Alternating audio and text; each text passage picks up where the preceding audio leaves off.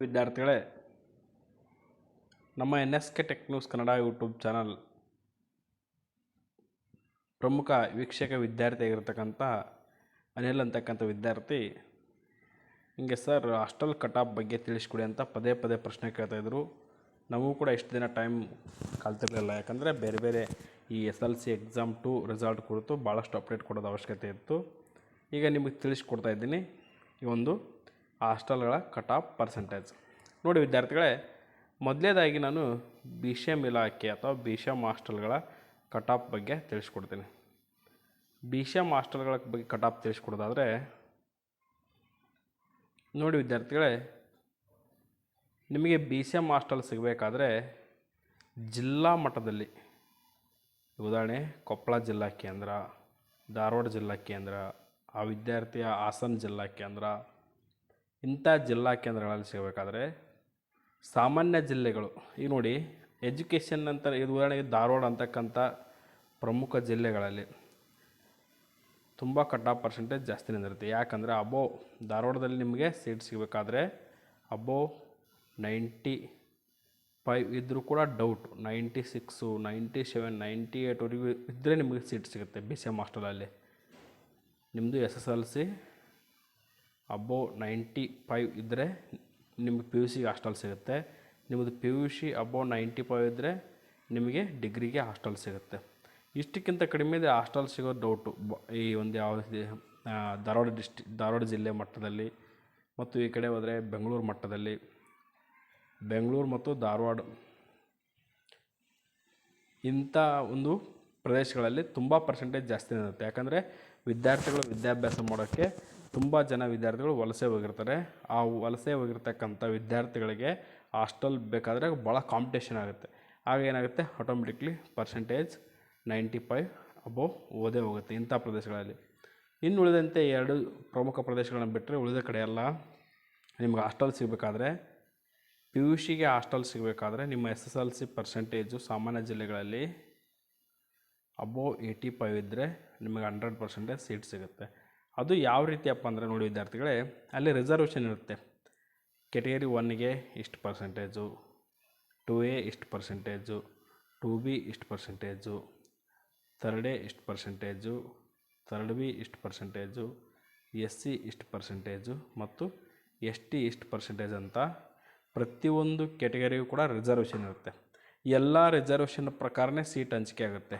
ಒಂದು 10 ಸೀಟ್ ಇದೆ ಅಂದರೆ 10 ಸೀಟನ್ನು, ಈಗ ಉದಾಹರಣೆಗೆ PUCಗೆ 25 ಸೀಟಿವೆ ಅಂದ್ಕೊಳ್ಳೋಣ. 25 ಸೀಟ್ಗಳನ್ನು ಕೇವಲ ಈ ಉದಾಹರಣೆಗೆ 95 ಆಗಿರ್ತಕ್ಕಂಥ 25 ವಿದ್ಯಾರ್ಥಿಗಳಿದ್ದಾರೆ ಅಂತ ಅಂದ್ಕೊಳ್ಳಿ. ಇವ್ರಿಗೆ ಕೊಡಲ್ಲ ಸೀಟು. 95 ಆಗಿದೆ ಅಂತ ಇವರಿಗೆ ಎಲ್ಲ ಸೀಟ್ಗಳನ್ನು ಅಲಾಟ್ಮೆಂಟ್ ಮಾಡಲ್ಲ. ಯಾಕಪ್ಪ ಅಂದರೆ ಅಲ್ಲಿ ಏನಿರುತ್ತೆ, ಪ್ರವರ್ಗವಾರು ಮೀಸಲಾತಿ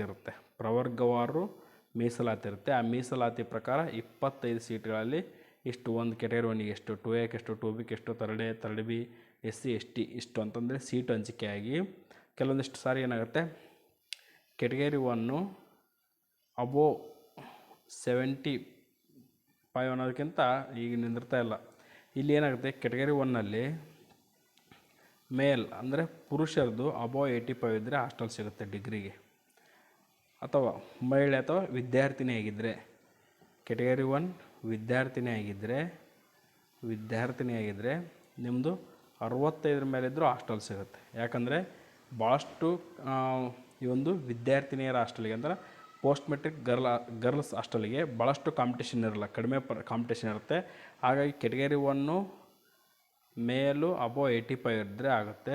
ಫೀಮೇಲ್ ಅಂದರೆ ಪೋಸ್ಟ್ ಮೆಟ್ರಿಕ್ ಬಾಯ್ಸು ಅಬೋವ್ 85 ಇರಬೇಕು. ಪೋಸ್ಟ್ ಮೆಟ್ರಿಕ್ ಲೇಡೀಸು ಅಥವಾ ಗರ್ಲ್ಸು ಅಬೋವ್ 65 ಇದ್ದರೂ ಕೂಡ ಹಾಸ್ಟೆಲ್ ಸಿಗೋ ಚಾನ್ಸಸ್ ಇರುತ್ತೆ ಇದು ಜಿಲ್ಲಾ ಮಟ್ಟದಲ್ಲಿ. ಯಾಕಪ್ಪ ಅಂದರೆ ಅಷ್ಟು ಕಾಂಪಿಟೇಷನ್ ಇರಲ್ಲ. ಇನ್ನು ಜಿಲ್ಲಾ ಮಟ್ಟದಲ್ಲಿ ನಾವು ನೋಡೋದಾದರೆ 2A ತುಂಬ ಕಾಂಪಿಟೇಷನ್ ಇರುತ್ತೆ. ಅಬೋವ್ 90 ಇದ್ದರೆ ಸೇಫು. ಜಿಲ್ಲಾ ಮಟ್ಟದಲ್ಲಿ ಹಾಸ್ಟೆಲ್ ಸಿಗಬೇಕಾದ್ರೆ ಅಬೋವ್ 90 ಇದ್ದರೆ ಸೇಫು. ಒಂದೊಂದು ಸಾರಿ ಹೆಚ್ಚು ಕಡಿಮೆ ಆಗುತ್ತೆ, ಬಟ್ ತುಂಬ ರಿಸರ್ವೇಷನ್ ಸೀಟ್ ಇರ್ತವೆ ಅಷ್ಟೇ. 2Aಯಲ್ಲಿ ತುಂಬ ಪ್ರವರ್ಗ ಅಥವಾ ತುಂಬ ಜಾತಿಗಳು ಬರ್ತವೆ. 2Aದಲ್ಲಿ ಸಿಕ್ಕಾಪಟ್ಟೆ ಕ್ಯಾಸ್ಟ್ ಇದೆ, ಹಾಗಾಗಿ ಸ್ವಲ್ಪ ಕಾಂಪಿಟೇಷನ್ ಜಾಸ್ತಿ ಇರುತ್ತೆ. ಅದೇ ರೀತಿ ನಿಮ್ಮ ಒಂದು ಸ್ಕೋರ್ ಜಾಸ್ತಿ ಇದ್ದರೆ ಒಳ್ಳೆಯದು. ಇನ್ನು 3B ಅಂತೂ ಹೇಳೋಕ್ಕಾಗಲ್ಲ.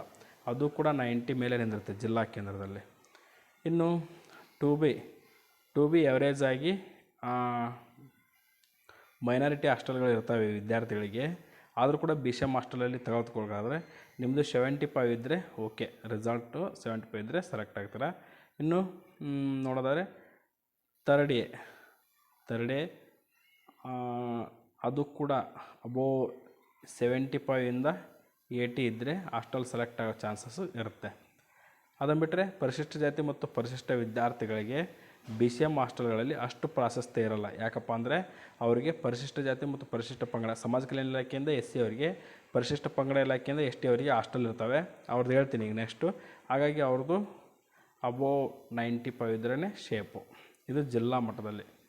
ಇನ್ನು ತಾಲೂಕು ಮಟ್ಟದಲ್ಲಿ ನೋಡೋದಾದರೆ ವಿದ್ಯಾರ್ಥಿಗಳು ಎವರೇಜ್ ಆಗಿ ತಾಲೂಕು ಮಟ್ಟದಲ್ಲಿ post matric BCM hostel boys ಹಾಸ್ಟೆಲ್ಗೆ ಆಗಬೇಕಂದ್ರೆ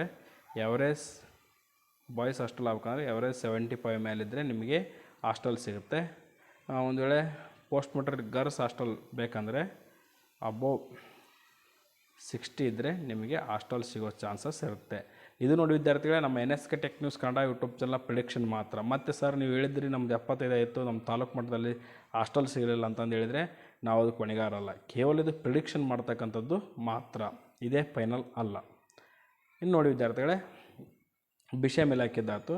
ಇನ್ನು ಸಮಾಜ ಕಲ್ಯಾಣ ಇಲಾಖೆ, ಸೋಷಿಯಲ್ ವೆಲ್ಫೇರ್ ಡಿಪಾರ್ಟ್ಮೆಂಟ್ ನೋಡಿ, ಸೋಷಿಯಲ್ ವೆಲ್ಫೇರ್ ಡಿಪಾರ್ಟ್ಮೆಂಟ್ SWD ಅಡಿ SC ವಿದ್ಯಾರ್ಥಿಗಳಿಗೆ ಅವಕಾಶ ಕೊಟ್ಟಿದ್ದಾರೆ. ಇಲ್ಲಿ ನೋಡಿ ವಿದ್ಯಾರ್ಥಿಗಳೇ, ನಮಗೆ ತಿಳಿದ ಮಾಹಿತಿ ಪ್ರಕಾರ ಪರಿಶಿಷ್ಟ ಜಾತಿಯ ಎಷ್ಟೇ ವಿದ್ಯಾರ್ಥಿಗಳು ಹಾಸ್ಟೆಲ್ ಅರ್ಜಿ ಹಾಕಿದ್ರು ಎಲ್ಲ ವಿದ್ಯಾರ್ಥಿಗಳನ್ನು ತೆಗೆದುಕೊಳ್ಳೋಕ್ಕೆ ಅವಕಾಶ ಇದೆ ಅಂತ ನಮಗೆ ಗೊತ್ತಿರೋ ಮಾಹಿತಿ. ಬಟ್ ಇದು ಈ ವರ್ಷ ಏನೋ ರೂಲ್ಸ್ ಚೇಂಜ್ ಆಗಿದೆ ಅಂತ ಹೇಳ್ತಾ ಇದ್ದಾರೆ. ಆ ಕುರಿತು ನಮಗೆ ಅಪ್ಡೇಟ್ ಬಂದಿಲ್ಲ. ಅದು ಅಪ್ಡೇಟ್ ಬಂದರೆ ತಿಳಿಸ್ಕೊಡ್ತೀನಿ. ಈಗ ನಾವು ಪ್ರೀ ಮೆಟ್ರಿಕ್ನಲ್ಲಿ ಅಂದರೆ ಮೆಟ್ರಿಕ್ ಪೂರ್ವದಲ್ಲಿ ನೋಡಿದಂತೆ ಅಪ್ ಟು ಒಂದು ಹಾಸ್ಟೆಲ್ ಸ್ಟ್ರೆಂತ್ ಇಷ್ಟು ಅಂತ ಇರುತ್ತೆ. ಎಕ್ಸಾಂಪಲ್, ಒಂದು ಹಾಸ್ಟೆಲ್ ಸ್ಟ್ರೆಂತ್ 200 ಹಿಡ್ಕೊಳ್ಳಿ. 200 ಫಿಲಪ್ ಆಗೋವರೆಗೂ ಬರ್ತಕ್ಕಂಥ ಎಲ್ಲ ಅರ್ಜಿಗಳನ್ನು ತೆಗೆದುಕೊಂಡು ಊಟನ್ನು ಫಿಲಪ್ ಮಾಡ್ಕೊಂಬಿಡ್ತಾರೆ. ಹಾಗಾಗಿ ನೀವೀಗ ಪೋಸ್ಟ್ ಮೆಟ್ರಿಕ್ ಅರ್ಜಿ ಪ್ರಾರಂಭವಾಗಿದೆ, ಬೇಗನೆ ಹೋಗಿ ಅರ್ಜಿ ಹಾಕಿ ನೀವು ಹಾಸ್ಟೆಲ್ ಸೇರ್ಕೊಳ್ಳೋದು ತುಂಬ ಒಳ್ಳೆಯದು. ಆದರೆ ಈ ವರ್ಷ ಆದೇಶ ಚೇಂಜ್ ಆಗಿದೆ ಅಂತ ಹೇಳ್ತಿದ್ದಾರೆ. ಬಟ್ ಆ ಆದೇಶ ನಮಗೆ ಇನ್ನೂ ಅಪ್ಡೇಟ್ ಆಗಿಲ್ಲ. ಅಪ್ಡೇಟ್ ಆದರೆ ಆ ಕುರಿತು ತಿಳಿಸ್ಕೊಡ್ತೀನಿ. ಸಮಾಜ ಕಲ್ಯಾಣದಲ್ಲಿ ಅಡಿ ವರ್ಕ್ ಮಾಡ್ತಕ್ಕಂಥ ಹಾಸ್ಟೆಲ್ಗಳೇನಿವೆ ಪರಿಶಿಷ್ಟ ಜಾತಿ ವಿದ್ಯಾರ್ಥಿಗಳಿಗೆ ಅವಕಾಶ ಮಾಡಿಕೊಡ್ತಾರೆ, ಡೋಂಟ್ ವರಿ. ಅದೇ ರೀತಿ ಸೇಮು ಪರಿಶಿಷ್ಟ ವರ್ಗಗಳ ಕಲ್ಯಾಣ ಇಲಾಖೆ ಅಥವಾ ST ಡಿಪಾರ್ಟ್ಮೆಂಟ್ ಅಂತ ಏನು ಕರಿತೀವಿ, ಇಲ್ಲಿ ST ವಿದ್ಯಾರ್ಥಿಗಳಿಗೆ ಅವಕಾಶ ಇರುತ್ತೆ. ಎಷ್ಟೇ ವಿದ್ಯಾರ್ಥಿಗಳಿಗೆ ಬಂದರೂ ಕೂಡ ಅವರಿಗೆ ಹಾಸ್ಟೆಲ್ ವ್ಯವಸ್ಥೆಯನ್ನು ಮಾಡಿಕೊಡ್ತಾರೆ. ಅದು ಕೂಡ ಯಾವುದೇ ಸಮಸ್ಯೆ ಇಲ್ಲ. ಪರಿಶಿಷ್ಟ ಜಾತಿ ಮತ್ತು ಪರಿಶಿಷ್ಟ ಪಂಗಡದ ವಿದ್ಯಾರ್ಥಿಗಳಿಗೆ ಯಾವುದೇ ರೀತಿ ಹಾಸ್ಟೆಲ್ ಸಮಸ್ಯೆ ಆಗಲ್ಲ. ಯಾಕಂದರೆ ಆಲ್ಮೋಸ್ಟ್ ಹಾಸ್ಟೆಲ್ ಸೆಲೆಕ್ಟ್ ಆದೇ ಆಗ್ತಾರೆ ವಿದ್ಯಾರ್ಥಿಗಳು. ಹಾಸ್ಟೆಲ್ಗಳ ಸಂಖ್ಯೆ ಕೂಡ ಜಾಸ್ತಿ ಇದೆ. ಇನ್ನು ನಾವು ಮೈನಾರಿಟಿ ಡಿಪಾರ್ಟ್ಮೆಂಟ್ ಅಂದರೆ ಅಲ್ಪಸಂಖ್ಯಾತರ ಕಲ್ಯಾಣ ಇಲಾಖೆ, ಮೈನಾರಿಟಿ ವೆಲ್ಫೇರ್ ಡಿಪಾರ್ಟ್ಮೆಂಟ್, ಅಲ್ಪಸಂಖ್ಯಾತರ ಕಲ್ಯಾಣ ಇಲಾಖೆ ನೋಡೋದಾದರೆ ಅದು ಕೂಡ ಪರ್ಸೆಂಟೇಜು ಒಮ್ಮೆ ಏನಾಗ್ಬಿಡುತ್ತೆ 50 ಇದ್ದರೂ ಕೂಡ ವಿದ್ಯಾರ್ಥಿನಿಯರು ಅಥವಾ ಬಾಯ್ಸ್ ಹಾಸ್ಟೆಲ್ ಸೆಲೆಕ್ಟ್ ಆಗ್ತಾರೆ. ಯಾಕಂದರೆ ಇಲ್ಲಿ ಮೈನಾರಿಟಿ ವಿದ್ಯಾರ್ಥಿಗಳಿಗೆ BCM ಹಾಸ್ಟೆಲಲ್ಲಿ ಕೂಡ ಅವಕಾಶ ಇರುತ್ತೆ. ಮತ್ತು ಮೈನಾರಿಟಿ ಹಾಸ್ಟೆಲ್ಗಳಲ್ಲಿ ಮೈನಾರಿಟಿ ವಿದ್ಯಾರ್ಥಿಗಳಿಗೆ 75% ರಿಸರ್ವೇಷನ್ ಇರೋದರಿಂದ ಆಲ್ಮೋಸ್ಟ್ ಎಲ್ಲ ವಿದ್ಯಾರ್ಥಿ ಮತ್ತು ವಿದ್ಯಾರ್ಥಿನಿಯರು ಸೆಲೆಕ್ಟ್ ಆಗ್ತಾರೆ. ಅದು ಯಾವುದೇ ರೀತಿ ಸಮಸ್ಯೆ ಆಗಲ್ಲ ನೋಡಿ ವಿದ್ಯಾರ್ಥಿಗಳೇ. ಇನ್ನು ಒಂದು ಹಾಸ್ಟೆಲ್ ಸೆಲೆಕ್ಷನ್ ಲಿಸ್ಟ್ ಯಾವಾಗ ಬಿಡ್ತಾರಪ್ಪ ಅಂದರೆ ನೋಡಿ ವಿದ್ಯಾರ್ಥಿಗಳೇ, ಹಿಂದುಳಿದ ವರ್ಗಗಳ ಕಲ್ಯಾಣ ಇಲಾಖೆದು ಆಲ್ರೆಡಿ ವಿಡಿಯೋ ಮಾಡಿ ಅಪ್ಲೋಡ್ ಮಾಡಿ ತಿಳಿಸ್ಕೊಟ್ಟಿದ್ದೀನಿ. ಅದು ಆದೇಶ ಪ್ರತಿಯನ್ನು ಕೂಡ ಹಾಕಿದ್ದೀನಿ, ಅಲ್ಲಿ ವಿಡಿಯೋದಲ್ಲಿ ತಿಳ್ಕೊಳ್ಳಿ. ಮತ್ತು ಮೈನಾರಿಟಿ ಡಿಪಾರ್ಟ್ಮೆಂಟ್ ಕೂಡ ಆಗಸ್ಟ್ 8ಕ್ಕೆ ಲಾಸ್ಟ್ ಡೇಟ್ ಇದೆ ಅರ್ಜಿ ಹಾಕೋದು, ಅದನ್ನು ಕೂಡ ಅಪ್ಡೇಟ್ ಮಾಡಿದ್ದೀನಿ. ಇದು ಪ್ರತಿಯೊಂದು ಮಾಹಿತಿಯನ್ನು ನನ್ನ NSK tech news Kannada YouTube channel update ಮಾಡ್ತಿದ್ದೀನಿ, ಅಲ್ಲಿ ತಿಳ್ಕೊಳ್ಳಿ ಅಂತ ಹೇಳ್ತಾ thank you for watching this video.